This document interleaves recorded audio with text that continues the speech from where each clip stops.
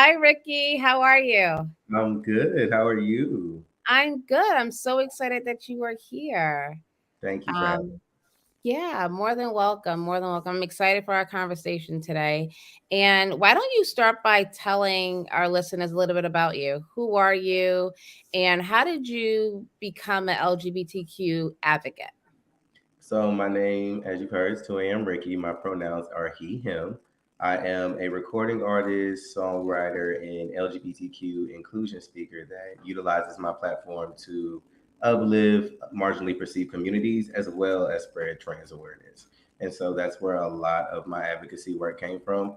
I'm actually the first Black trans male recording artist to top any music chart, and just in certain things I had to experience both within entertainment and just navigating my own life, I knew that it was important to use my platform not only just for my gifts and talents, but also to spread awareness and education on things that might not be understood about my community, because I know that with having a platform comes people viewing you as a voice for a community, and I want to make sure that a lot of the misinformation that's been spread and kind of passed around through generations, especially within our culture, is kind of dismantled. Ooh, I love that. I love that you use your platform for that purpose. So why don't we back up and tell us what is LGBTQ? What does that stand for? What does it mean? We're starting very basic, right? Because I know what it means, but however, everyone listening may not. So LGBTQ is lesbian, gay, bisexual, transgender, or queer, questioning anyone who stands within the queer umbrella of spectrum would identify within the LGBTQ community. Okay, awesome. Well, thank you for that. And can you tell us your story? Yes. So for those who again may not understand or know certain vernacular, so transgender male means I was AFAB, meaning I was assigned female at birth.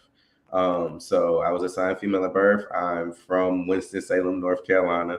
So from a nice little small town. But I'm also from a state that LGBTQ culture, trans care, and trans education is not prominent, especially right now in North Carolina. And so for me, going to college early, I went to college at 16, and I knew that I saw that, yeah, I went to college at 16. I went to North Carolina Central University, and I knew that there were resources that I needed that not only I lacked, but my community lacked. And so even then, it was the same thing. It was me utilizing the fact that I knew that I had certain influence with certain people from being known around campus or professors, because I was the youngest in my class, and I was able to work as a liaison with the school's the LGBTQ center and help bring HRT to the campus as well as gender neutral restrooms. And I've just continued my work on from there. And from now, I work with not only labels and corporations and nonprofits who are interested in inclusion strategy, who are interested in inclusion education, but on the music aspect, I work with the development of queer and BIPOC female artists who are needing people to help them with their sound, who teams are needing safety help. They want to know how can they build harm reduction to make sure that they're taking their acts, their talent, their employees, their whomever, and they're able to navigate them in safe ways. And so I help people to learn how can you not only bridge the intersection between LGBTQ advocacy and entertainment, but how can you also overall create safe spaces for all of us. Oh, I love that. You said so much that I want to unpack. And I love that you have a target audience, who you work with. I love that call out there because they're listening, right? That was your dog whistle, as they call it, right? So I love that. But you said something very important. Being from North Carolina, you didn't have the resources, to feel included. And when you say resources, are you talking about more like mental and physical health or just health in general? Talk to me a little more about that. Resources overall. So a lot of time people when they hear resources, they think monetary, they think health, they think mental health, and all of those are accurate. There were no monetary resources for certain things. There were no mental health resources for certain things. There weren't as many physical and health related things that were needed. But there also weren't resources of just community, of people that Mm. could at a young age be able to say, hey, here's what I need, here's what I'm thinking, here's what I'm feeling. Now, I will say that I was blessed. Again, I went to college at a early age. And for me, it was very important that I had someone who looked like me, who felt like me, who sounded like me. who could help understand me. So I was blessed to have a doctor there on campus. Her name was Dr. Ray Lundy.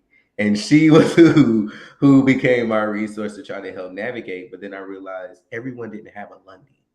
And so how can we make it so that everyone has a Lundy? Everyone can have someone that kind of is a voice for them and can help them figure out how can they get the things that they needed for their healthcare.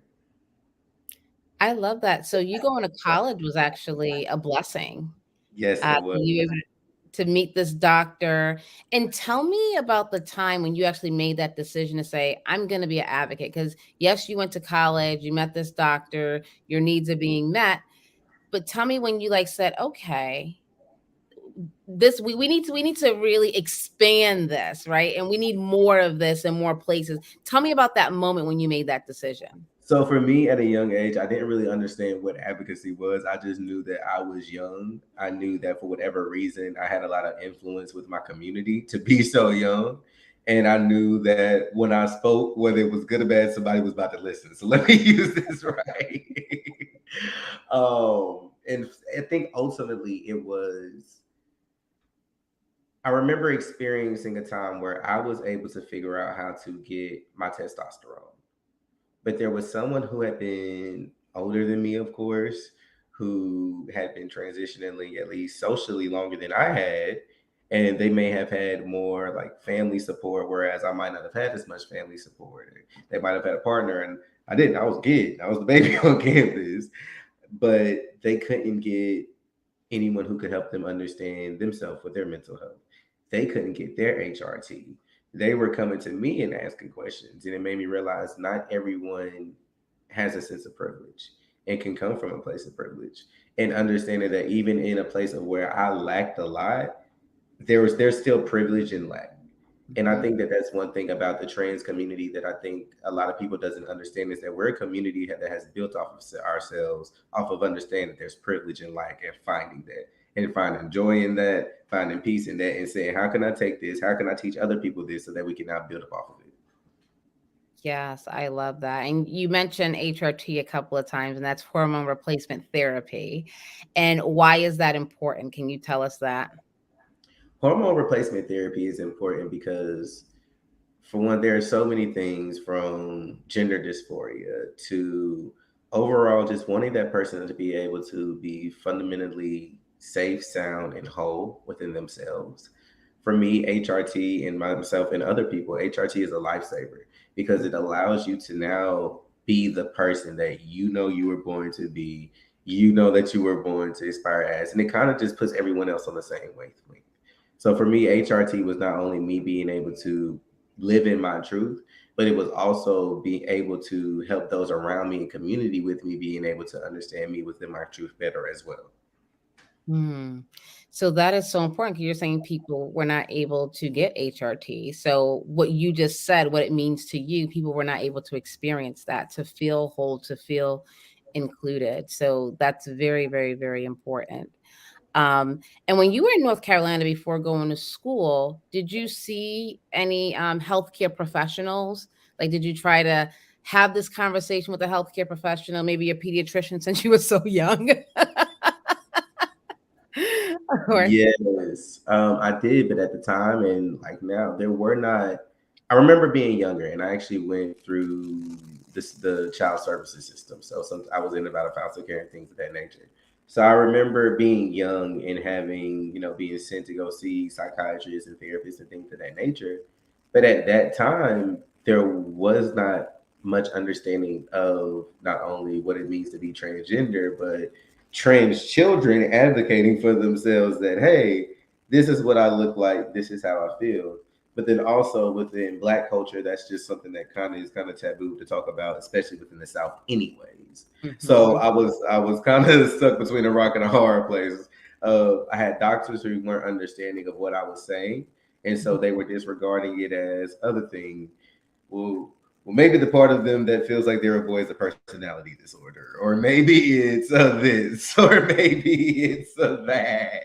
Yeah, and they would label it everything other than, no, this is a child who they're communicating the gender dysphoria that they're experiencing.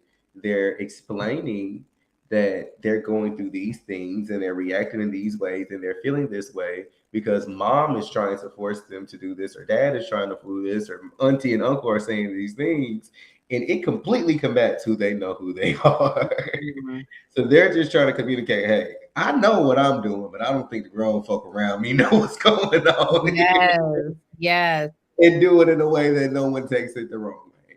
And it literally took until I got to college and got to Dr. Lundy for me to see anyone who actually said there's nothing wrong with you.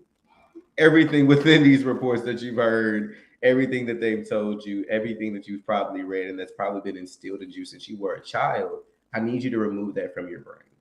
And I need you to understand that there's nothing wrong with you. You are perfect exactly how you are. We just need to start exploring and having conversations about gender identity.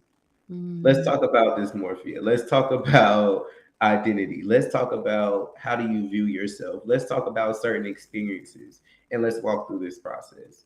And I went through therapy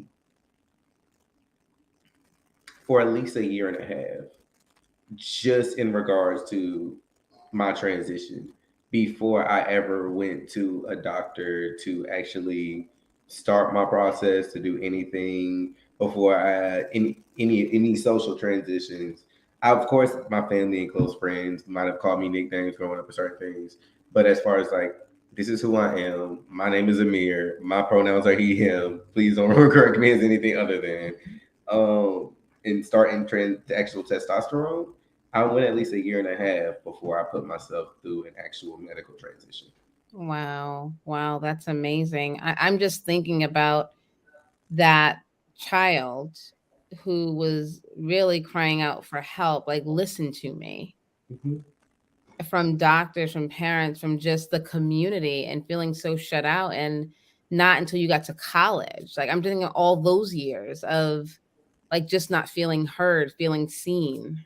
Um, what would you say to healthcare professionals who may have that child sitting in their office tomorrow, whether it's a mental health professional or a medical professional? What would you say to them?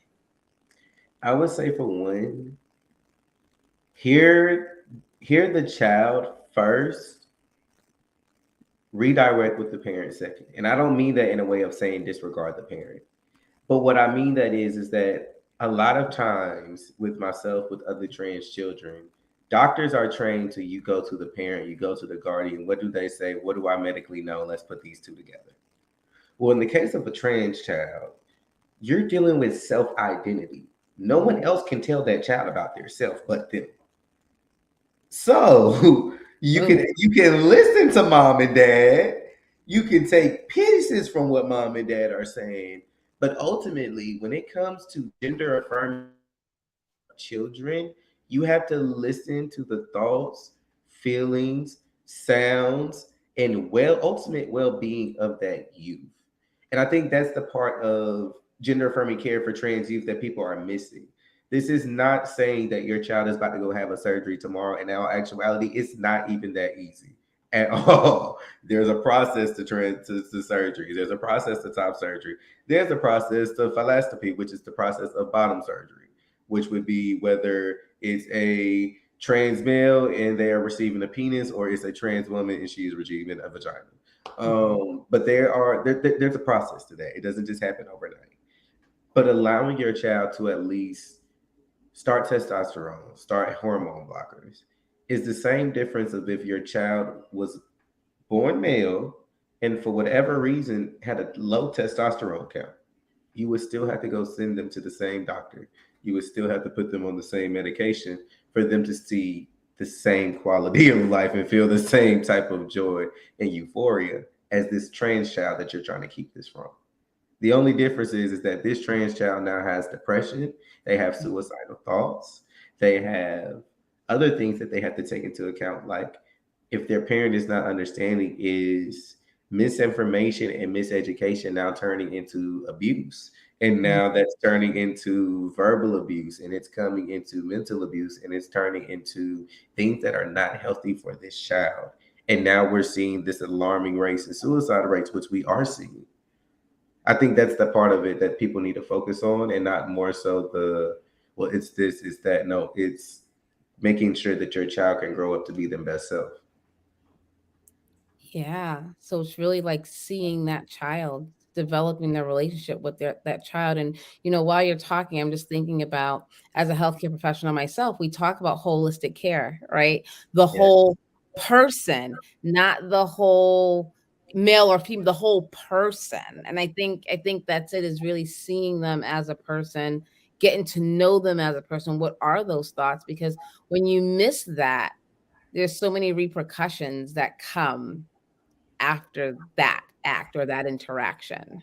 Yes. And the biggest thing for a healthcare provider is you never want, aside from a parent, the healthcare provider should be the second person, one of the top people that a child should be able to trust. And if the child does not feel safe speaking and expressing their true self to their healthcare provider, how can you truly be the best provider that you can be? Mm-hmm. Mm-hmm. Very true. Very true. And I think, with the diversity, we'll get into diversity, equity, and inclusion, because I want to hear your thoughts on that. With the diversity of, our society, I don't think in medical schools and nursing schools, we need to start talking about this. It needs to be part of the curriculum, right? Because doctors, nurses, other healthcare professionals are launched out into the workforce to care and support and protect society members, all members, but not equipped with the, I'll say, emotional intelligence, right? Or just awareness, that you're owed to take care of the person, to provide the holistic care to the person who's in front of you. So I think it has to start in academia. It has to be part of the curriculum. What are your thoughts about that? I totally agree. I would say some of my most traumatic experiences of transphobia I've had were in the healthcare place field.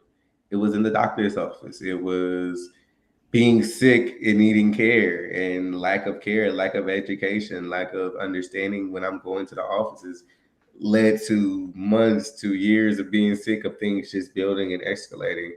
I think that every healthcare provider should do what you're doing. There's plenty of me. There are plenty of us who are very well versed, very well educated, not only in our expertise, but in our firsthand experience, who are willing to say, hey, I'm open, I'm here, I'm willing to come, I'm willing to share, I'm willing to educate. Let's do what we can do together to make sure that we can take care of community together. And I Mm, think that if it's not it with built into curriculum, because we also understand what's going on within the world right now within DEI, right? So if it's not built in within your curriculum, you as a healthcare professional can still make the professional choice mm, to bring it into your office and bring it into your office curriculum. They said you can't have it as a force overall. They never said you can't have it as a choice. So therefore, as a healthcare provider, I would I would suggest that you seek those resources, you seek that education, and you make sure that everyone that comes into your office, from a nurse to the doctor to please the people who work at the front desk as the receptionist, go through some safe zone training. yeah, yeah. And to that point, I know a lot of healthcare organizations, they do an annual training, right, on diversity, and most of them, and it's a module. Yeah, However, I think it would be more powerful for healthcare organizations to partner with someone from the LGBTQ community or advocate, bring them into the institution on an annual basis or quarterly basis to really talk, to gain a better understanding.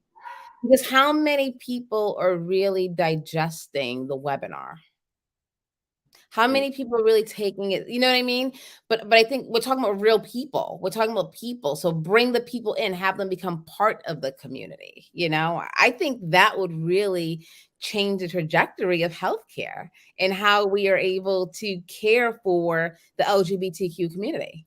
I agree. And I know that you all have the annual conference, but even within the last year, things within community are constantly evolving. You Hmm. know, we've been using the term, like for instance, people have been talking about the term cisgender. Well, cisgender has been commonly used within the medical field for forever. Now it's something that's used within community. There are more spectrums of before people weren't talking about intersexuality as much, or even for me as a trans identified individual, they weren't talking about our identities as much. So I think that having it on an annual basis, but always, even if it's maybe a quarterly check-in or something, but something so that your office is always up to date and up to speed on the constantly evolving culture and community, because just as the world changes, so does the knowledge of what is within a community and education of those within community. And it's very difficult to summarize everything that everyone needs to know one time in a year. Yeah, yeah, so true because we're evolving. People are evolving, things are evolving, knowledge is evolving. So you have to evolve with the time. So I love that continuing education piece there. Yes. Um, so talk to me about diversity, equity, and inclusion. Tell me your thoughts on that. I have some thoughts, but tell me your thoughts first. Got lots of thoughts on them. I have lots of thoughts on them, but I think that overall, when it comes to diversity, equity, and inclusion, sometimes people forget the true core of what it is. And I think that a lot of times they view it only in one spectrum. They view it as it's just gender. They view it as it's just race. They do it as it's just sex. They view it as it's just this or that. And it's everything. It's everyone, and this is all. And again, it goes back to the piece of collaboration across education Mhm. and the need to not be afraid to say, this is where we're misinformed. This is where we know we're not experts of it. We're experts of our craft, but we're not experts of everything. And being willing to stretch a hand and stretch across and stretch an open arm for everyone to be unified and educated together. But I don't think that that's what's happening right now in a lot of places. And I think that that's why I do what I do, because there are people who need that education, who need those things. And the lack, and I wouldn't say lack, but the way that DEI has flowed is why I feel like it was so necessary for me to say, don't just be an artist and be this person who does really cool things and people see you everywhere, but use your voice and really take yourself out the field, into the field, and educating folks. Because especially within our culture, our rappers, our athletes, they're viewed like superheroes. But Mhm. there's nobody that's like that for the queer community. There's nobody who's our superhero, that they're our celebrity, but they're also our person that we see at the White House shaking hands, but they're also the person that we see that are working with our politicians, that we see that are also in our medical field. We don't have what others in our culture could have. And so because we don't have that, we're often left out of DEI. We're Mhm. often misunderstood in DEI. They dumb us down or view us down as just, here's some pronouns, here's a safe zone, here's what you do or don't say. Don't get canceled. Have a great day and Mhm. go about your life. And they miss everything in between in the parts of us that are human. Mm. That's deep. That's deep because I felt like D and I was going to ask you, and you answered the question. Did you feel included in that whole initiative that was like rolled out across the nation? Right, a lot of companies changed their mission. They started new initiatives because it was really, from where I sit, it was focused more so on race. It It was very it was was. very focused on race, and now we're seeing it open up. Even just in my field of being more and being more inclusive of not just race but age and gender. And I want to talk to you about clinical trials too, because even if you feel like you can't really trust the medical field, but you did find your person in college. I wonder about how many LGBTQ individuals don't feel safe going to the ER, don't feel safe going to just their wellness visits, right? So never mind like the diagnoses, because LGBT, you're human, you're people, right? You still get diabetes, high blood pressure, cancer, like you know what I mean. So those wellness visits are so important. And now we are looking at LGBTQ, that community, in in clinical trials, right? For cancer clinical trials. But how do we get them to trust us? We're part of the medical fields. Well, for one, I think that it's also when they do these trials, they also forget some of us. So it's hard to do a study when you don't properly count a person. Hmm. So, for instance, trans men are often left out when the conversation of the trans community comes up. When you say trans, people think trans woman. That's it. No Mm. one thinks of us. I've had the experience of going to the doctor, of needing to go to the OBGYN because I had adenomyosis that was developing into something else that was very, very bad, and needed to talk to a doctor. And the lady literally said, "Why are you here?" And I had to even explain, like, no, I'm in your system. I'm in the right place. No, why are you here? But I'm a patient, but why are you here? You know what I mean? And them not understanding, I know I just need care. I just need someone to help me. I need someone to take care of me.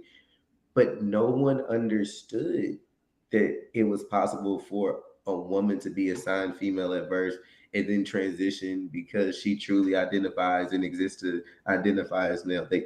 I went to offices that never had seen or experienced or even known of that to care for me. So Mm. it's remembering everyone. It's remembering that when you get your education, that you're getting it universally. You're not only seeing one perspective. It's doing what you're doing now. Community trusts each other. And the best way to get community to trust you is allow them to see someone that looks or sounds like them, connected to you, and safe with you. Mm. Having conversations like these, letting them know that, okay, if they're willing to have this conversation and this person says they're okay, then I might be all right. I might be able to trust them. I might can stand hand in hand with them. Putting yourself in places where community is. There Mm. are prides. There are LGBTQ curated events all the time. There are LGBTQ artists. Start sponsoring and partnering and investing in the people within community that y'all need to help you bridge that gap, the same way that you would do for any other thing that you all do. Mm. I love that. That's gold. That's gold for all the decision makers out there. I can't wait for I know we're going to get a lot of messages about this discussion. We better. We so, so If I'm we just don't, we running it back, Wendy. yes, you were just giving such great information. And it's really gold because your one voice is helping so many people. So I want to just say thank you for what you're doing, for telling your story so openly, for revisiting your childhood experiences. I just want to say thank you, thank you, thank you, because there's one thing you can say that could just shift someone and just change the trajectories for someone else's life, right? So someone Right. that hears this now may go to work tomorrow feeling different, may be able to treat that patient different, or that employee, right? Yes. Or that employee different. So this is great. I do want to take you through a rapid fire, but before we do that, what is something you want the world to know about the LGBTQ community? The trans experience is not monolithic. One trans patient is not like the next patient. One LGBTQ patient is not like the next patient. One gay patient is not like that. Everyone is different. We are all our own experience. And it's important to treat each patient like their own experience, but don't make them feel isolated. Don't make them feel like they're being singled out. We can tell when someone is genuinely of community and support and they're trying really, really hard to get my pronouns right. We can tell that. And it makes a difference. It's important that you come from a genuine place of care when you're caring for the community. Because this is a community that once they leave your office, they're a lot of them don't feel safe in just their everyday existence. Mm, And so, if you, as the healthcare provider, your main job is to at least protect my body, keep my body and my mind together, because everything else outside of here is trying to take it from you. Then you mm. have to make sure that they're protected when they're with you and that they feel seen when they're with you. Oh, you're gonna make me cry.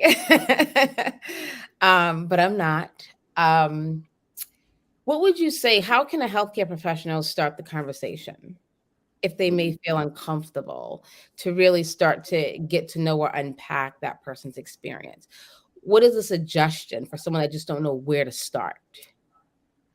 I would start by going to 2amricky.com and contacting me and let me talk to you, you in your office, so that we can start with educating you. I always say that the start is to get that education before that patient is even in your office. The worst thing you can make a patient feel is that they're educating while they're seeking care.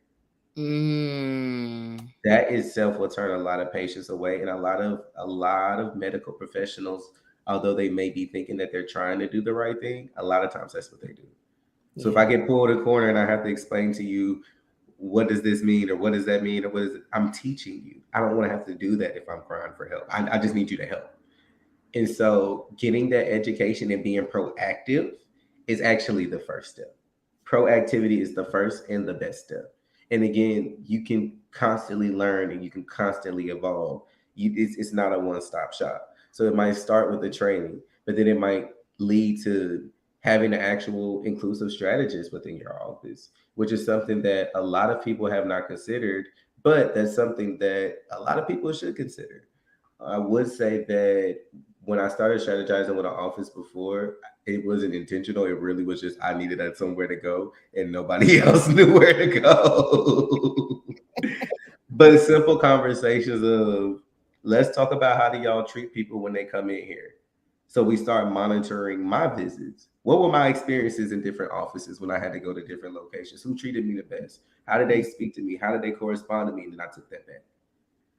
What does your marketing look like? When I walk into your office, do I Mm. see anybody that look like me? Anything, anywhere, especially my OBGYNs. My OBGYNs, please, please, please, please, please get you some gender inclusive posters in your lobby. I promise you, you're going to see a world of a difference in your clients. Put the posters everywhere. Have name tags that have pronoun stickers on them so that when they check in, if they want to have their pronouns, that eliminates anybody misgendering them. Make sure that when you're checking them in, your receptionist refers to them regardless of what's in the system, refer to them as their preferred pronoun. So that's something that's already it's already a trust. Say their last name, confirm the last name, confirm the birthday, confirm everything else. But when you verbally out loud respond, refer to them in their preferred name, that makes a difference. It also makes them feel like they're not having to check their shoulder to see who just heard what you just said. Right. Right. Having that conversation in the waiting room, right? Like, Yes. yeah, yeah. Understandable. Well, I also want to know what you're working on as an artist as well. I know we haven't really talked about that, but let us know what you're working on. Where can they find your work? Yeah. Let us know. So I actually just released that album. It's called Listen If You're Lonely. And so Listen If You're Lonely is about mental health from the Black trans masculine perspective. So basically, if you gave a queer masculine presenting person a diary, what are some things that we would say? And it dives into topics like mental health. It talks about sex. It talks about domestic violence and IPV. It talks about navigating just certain life cultures, and it's all from our experience. And I've actually taken that project, and through that project, I've broken it down into different workshops, different things that I take to different places, different conferences, different media networks, different people like yourself who are interested in being educated in having inclusive strategies and wanting to touch trans and LGBTQ communities. And I unpack what I put into my project in an educational format for them. Oh, I love that. I love that it's not just music, but yes, yes, yes. I love it. And where can people go to find out more about your offerings? Yes, so you can check out my music. You can get my information if you are interested in contacting me. You can watch snippets of some of my different engagements, learn about some of my any like collaborations, anything you would need and want to know at 2amricky.com. That's number 2 a.m. like in the morning. And yeah, thank you so much, Wendy, for just having me and allowing me to have this conversation with you, your audience. Yes, thank you so much. And we're going to do a quick rapid fire because we kind of went over, but I needed to get all the information. It was too good. So the Okay. rapid fire is tell me the first thing that comes to your mind to answer the question or finish the statement. Okay, cool. Wellness means Wellness means being happy, being full, and being within self. yes. I know I'm stressed when. I go,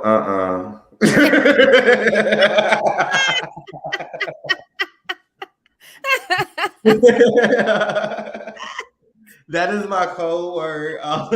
Also, because sometimes when I'm on stage or I'm in public and I'm in like my public figure, but I can't always show when I'm stressed. So my code word to my security, my team, my anything is